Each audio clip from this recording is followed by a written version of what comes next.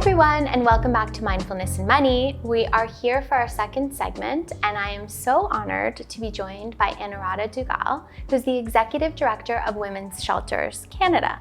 So, Anuradha, thank you so much for being in studio with us today. Thank you for the invitation, Rihanna. Yes. So, starting off, I'd love to just get a better understanding of what you do at Women's Shelters Canada and who you support. Thank you. Women's Shelters Canada is a national organization. We really consider ourselves a voice for shelters across Canada. We have member organizations, which are the provincial associations, and what we really focus on is creating knowledge and evidence base from the grassroots that will inform shelters on how to better support survivors. So we're bringing shelters together to learn from each other, to create new programs, and we want to always be on that emerging edge of what people are really seeing on the ground and how we can help them directly so that shelters can serve survivors in the best possible way. That's such important work. Thank you for leading it and doing it. One of the things obviously that I'm curious about is where and how you approach economic abuse as part of a survivor's journey to recovery. Yeah. So economic abuse is a very serious part of domestic violence. 96% of survivors of domestic violence have experienced economic abuse, some sort of financial harm, which is much higher than the levels who might have experienced physical abuse. Yes. So it really is important to talk about it because it helps people understand that what we think of as domestic violence might not actually be what is really happening. So it turns up in ways that people have their money controlled, they might have their professional lives controlled, so where they can work, where they can't work, maybe even being told they can't work. Yes. It might be in debt that has been used, or credit cards that have been taken out without their knowledge, or things like emptying out bank accounts. So those are just a few examples. There are many, many more.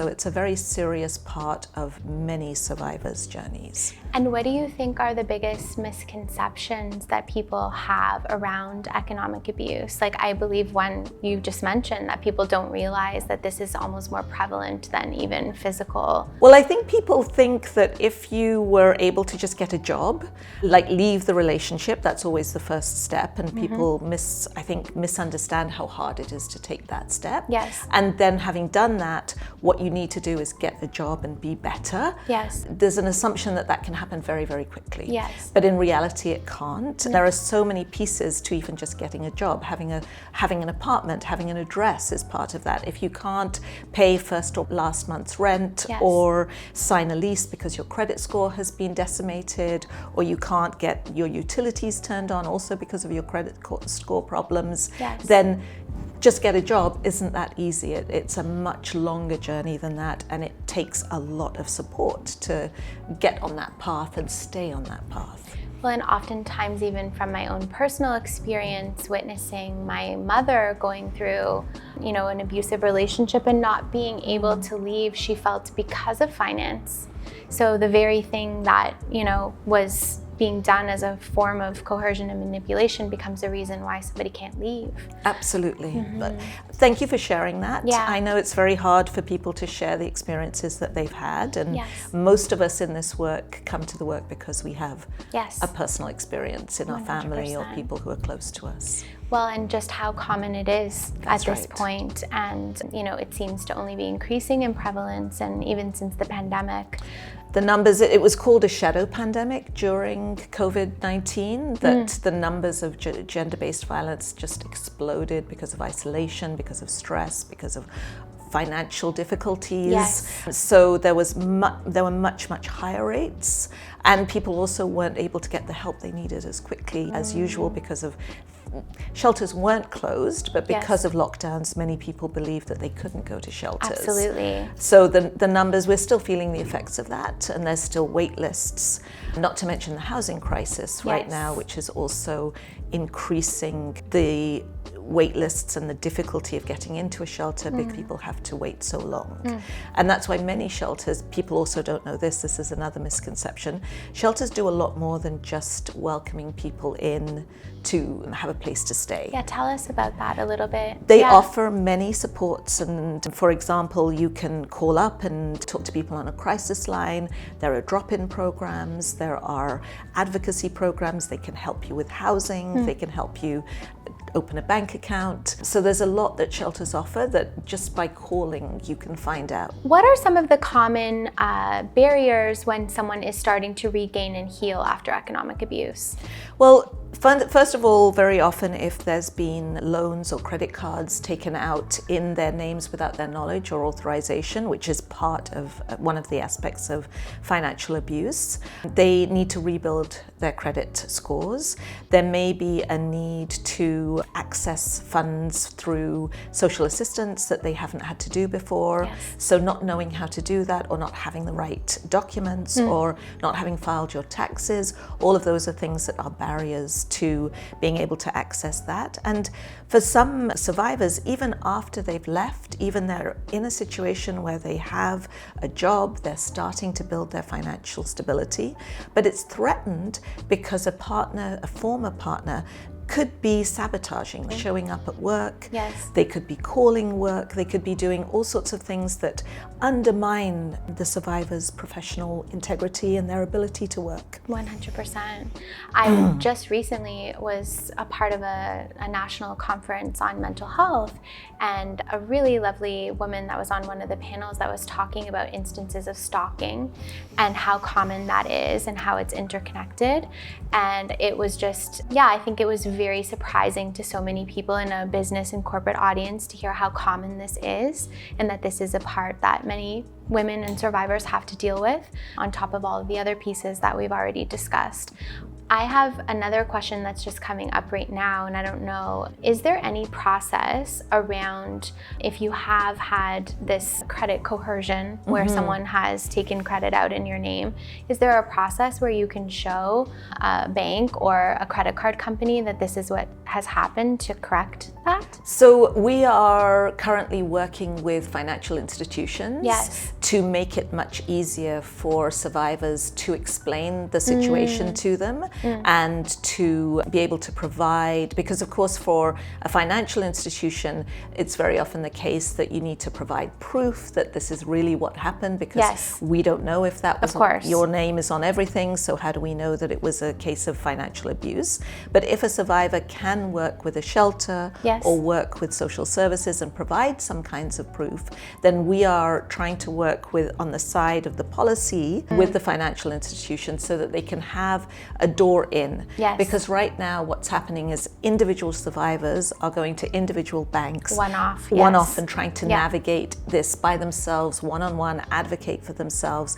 And I'm sure you're very aware how hard that is to do. It's impossible almost. And having to retell your story again and again, and trying to justify that this is really what happened to you. And again, if maybe you never reported it in a particular way, maybe you never phoned screenshots. Of course. So we definitely want banks to make it clearer how people can follow through and correct errors when they've happened, so that the abuse can be named and recognized and then addressed directly by those institutions. Yeah, I think that's such important work that you're leading there, and it has to be a policy reform at the top level. So the fact that you're at the table on that, I think it's hopeful for what's to come in terms of really being able to support people and getting back on their feet.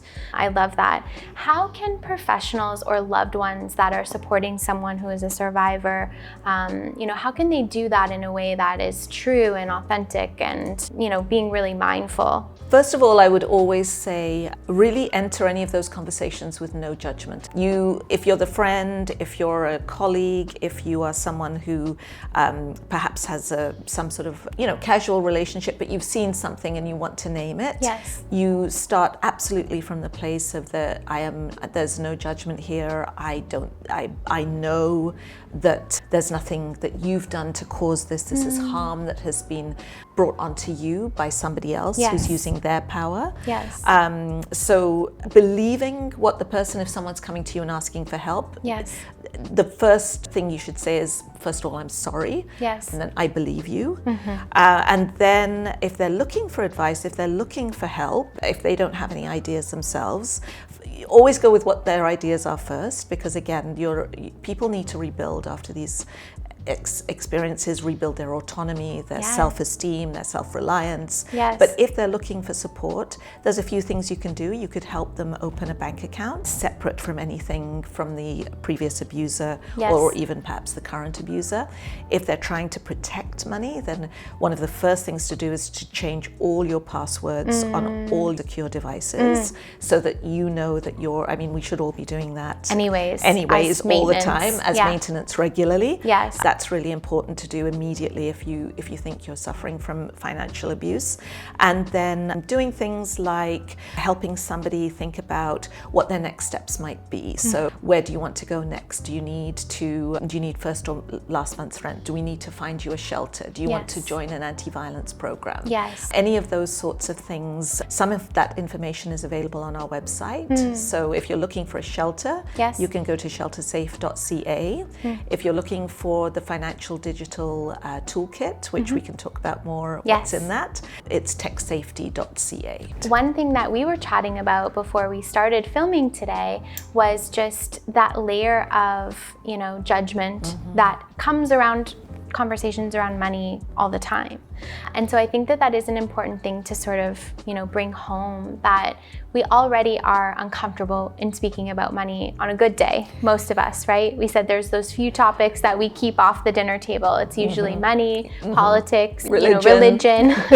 So just bringing that extra sensitivity to that layer, I think, is so important.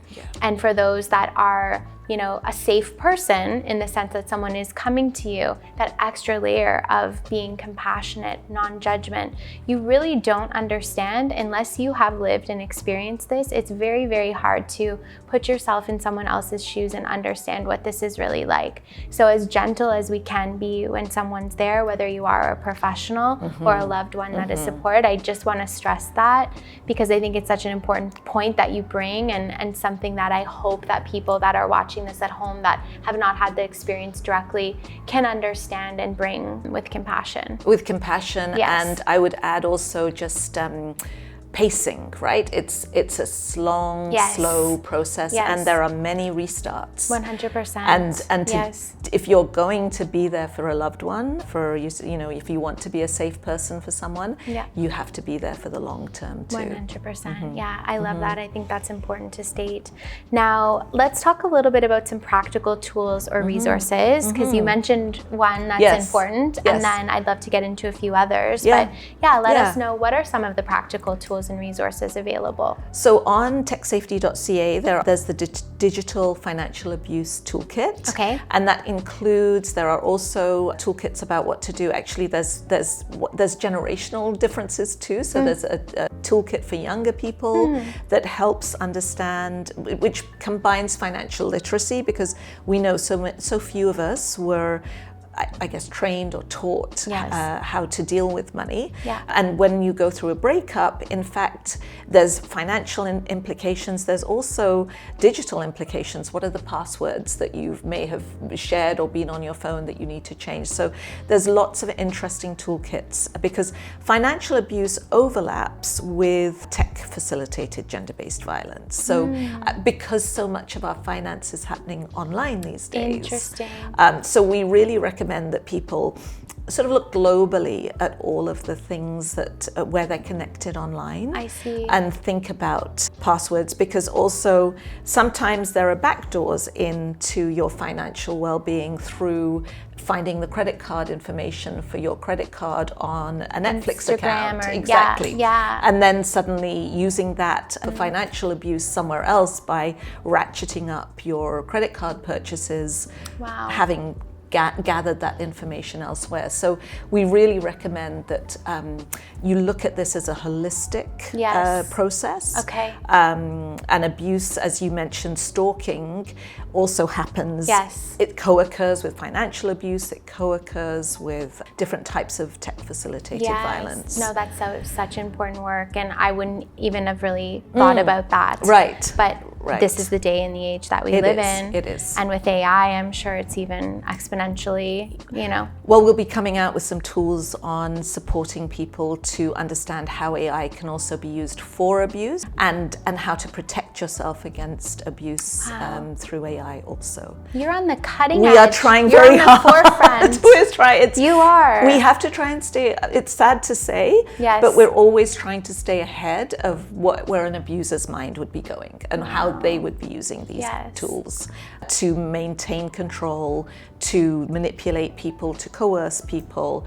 And we know that these are very powerful tools. Yes, they are. So we want to always try and be aware of, okay, how's it being used now? And that's why having this network of 600 shelters that we're in touch with all the time, we get that information from the ground. You have the data. Yeah, you know exactly they know and where you need exactly. to go. Yes. Yeah. This was a big piece that came out, and I just want to acknowledge Interac, because Interac is, our amazing partner that allows mindfulness and money to be created and to build so many great programs for Canadians across the country in building financial confidence. But they just actually launched an opt-out feature for e-transfer notifications, and I know that they consulted with Women's Shelters Canada through this process.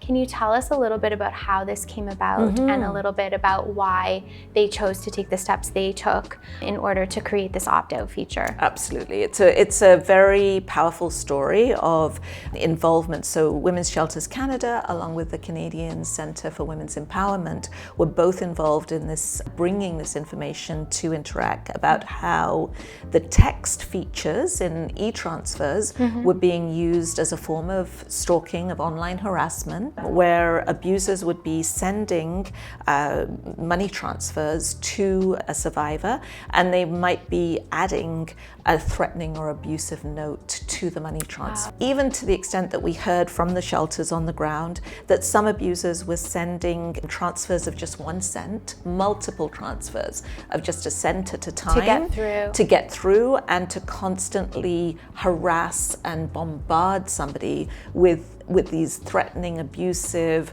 very, very hard to read messages. And again, the difficult part of this is that the survivor can't block that sender because they may be offering them child support payments. There may be shared expenses that still need to be covered. Yes. And so they can't just say, stop sending me money, or don't use this, or I'm going to block this person. Right. They have to be able to accept money transfers from that person because, as we've said, finances and money and relationships are so deeply intertwined. 100%. What Interac offered when they recognized this, there's also a tragic story associated with this, which I'll maybe just touch on. Angie Sweeney, a woman from Sault Ste. Marie, was killed by her partner in 2023, by her former partner in 2023, and one of the warning signs of that this was happening was the multiple and abusive messages she was receiving through e-transfer, which she didn't necessarily, again, you don't make the connection that this is going to automatically lead to this, but it was one of the signs that the relationship and that the end of the relationship was going to lead to, and we know that when women leave abusive relationships, that's the most dangerous time for them, and it does, unfortunately. It's one of the major causes of femicide in Canada. But so that's an extremely tragic story and an outcome that, of course, is very complex, very hard to hear. Yes. But Interac knows that the e-transfer message system can be used in this way, and when it was brought to their attention, they immediately started to do work to see how it can be very easily turned off. Wow. So we worked with them through that process, and now they have a toolkit out that explains exactly how to do that. And you can find that on, I think, Interac's website, but also on our website. And we will link it too. Exactly. Yes. That's so important. And I think, again, I love examples of seeing organizations that are community focused and led coming together with corporations and being able to create solutions together. I think that there's something so powerful about that. I agree. Yeah. I think, and that idea of collaboration and partnership and learning from each other 100%. is what makes Women's Shelters Canada, whether we're working with corporate partners or partners like Conscious Economics, or whether we're working with the Canadian Centre for Women's Empowerment, partnership is really where it's at. Absolutely. Yeah. And it creates just a more holistic and well-rounded solutions. That's right. for sure. That's right. How can someone safely begin to regain their confidence and control over their finances when they are just, exiting an abusive dynamic and they've experienced economic abuse? Well, I think one of the most important things is to think about taking small, safe steps and go about it gently, again, without judgment for yourself, and understanding that this is part of regaining your autonomy, self-confidence, and self-reliance. And so that means taking a step that would make a difference to you. So maybe opening a bank account that the abuser won't have access to or won't know about. That's an important step. If you're able to start to maybe save a little money for yourself, that's also really important, to be able to put money aside for what you might need it for in the future. We've mentioned opting out of messages and e-transfers. Do that right away, so that you can still, again, receive the funds and the money that are due to you, but without having to have that bombardment of abuse. Changing the passwords on your devices, but also reach out to counselors, reach out to a shelter, find out what the best kinds of steps that you could take, what suit you, what are the right steps for you in particular. And I think also, one thing that people often forget to do is keep records of financial abuse. So if you know that something's happened, try and take screenshots of those messages. Maybe if you're opting out of them, but you need to keep a record that they happened at some point, take screenshots of them. Keep a record of the sorts of things that have happened to you. Sometimes journaling to remember them, that you may not remember that this thing happened when you were at work. Totally. That you got 20 phone calls in one day from your abuser because they were harassing you in one particular way. Keep records of those things. And I do want to stress again that it's a slow process. And one of the pieces, and we know and we acknowledge, especially here at Conscious Economics, that finance can be overwhelming to begin with. And I think when we're just exiting an abusive situation, honoring the process of your own emotional well-being, safety in your body, safety in your emotions, that sometimes even these small steps can feel overwhelming at first.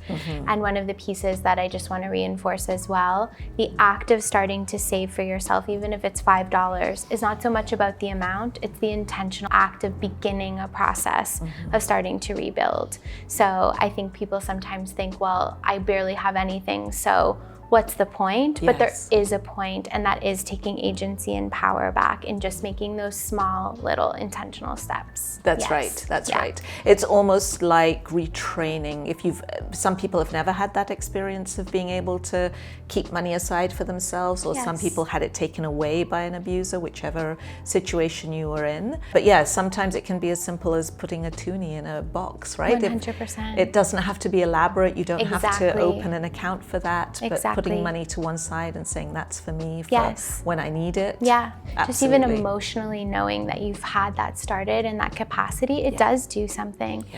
So honoring that process. Now, in getting to know you and the fabulous work of this organization, I imagine that you have some ideas around what can happen from a systemic level in order to support survivors. So I'd love to hear your thoughts around this. Yes. Well, we've spoken a little bit today already about banking institutions and financial institutions and how hard it is sometimes to prove that there's been fraudulent loans. We are working very closely. The policies need to change so that survivors know how they can prove that this happened to them, and then have a clear pathway to be able to prove that this loan or this debt is not my debt and it happened because of an abusive relationship. That's one of the things that policies we're working to, including talking with the government about what legislation might be able to be put into place, or ways that because financial institutions also need to work all together. 100%. So